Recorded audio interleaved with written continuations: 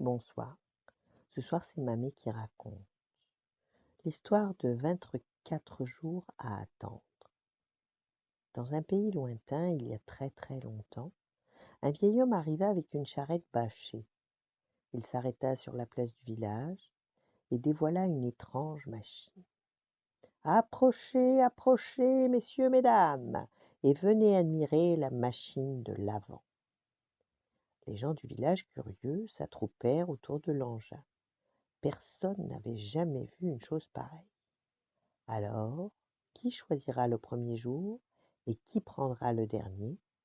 Les villageois les plus courageux s'approchèrent encore et virent qu'il y avait 24 casiers numérotés sur la machine.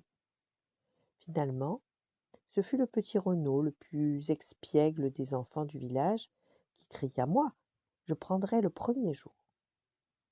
Le premier soir de décembre, vers 8 heures, tout le village s'assembla autour de la machine.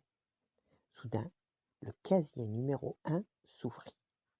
Un oiseau mécanique en sortit et déposa une pièce d'or dans la main du petit Renaud, qui rentra chez lui tout content. Qui choisira le deuxième jour demanda alors le vieil homme. Grosjean, le notaire, fut le plus rapide, et à 8 heures, le deuxième jour de l'Avent, il reçut 2 pièces d'or. Tout le monde était émerveillé. Dame Sophie, qui était très sage, proposa alors que les plus riches choisissent les premiers jours et les plus pauvres les derniers. Tout le monde tomba d'accord. Et c'est à ce moment qu'un galop d'un cheval se fit entendre. C'était Enguerrand le cruel qui arrivait entouré de ses gardes. On me dit qu'il y a ici une machine qui distribue toujours plus d'or, cria-t-il. Je veux ma part, je suis le seigneur, je veux la part du seigneur, je prendrai donc le 24 décembre pour recevoir 24 pièces d'or, car tel est mon bon vouloir. C'était injuste, mais Enguerrand était un seigneur cruel et tous le craignaient. Ainsi, le mois passa, tous les soirs, le miracle se reproduisait, et la famille, qui repartait avec les pièces d'or, offrait à tous un festin de viande rôtie et de vin doux.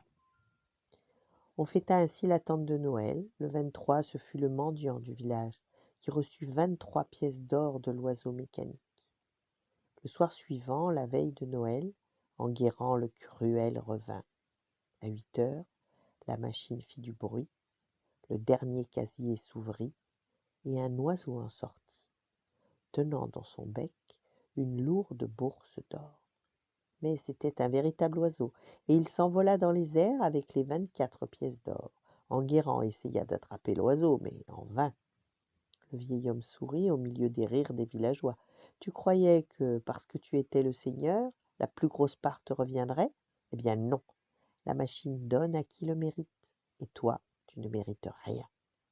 De rage, Enguerrand s'enfuit au galop, et le jour de Noël, autour d'une immense table couverte de mets raffinés, on raconta jusqu'au soir comment Enguerrand le Puissant avait été trompé par un petit oiseau. Voilà, bonne nuit, faites de beaux rêves et à demain.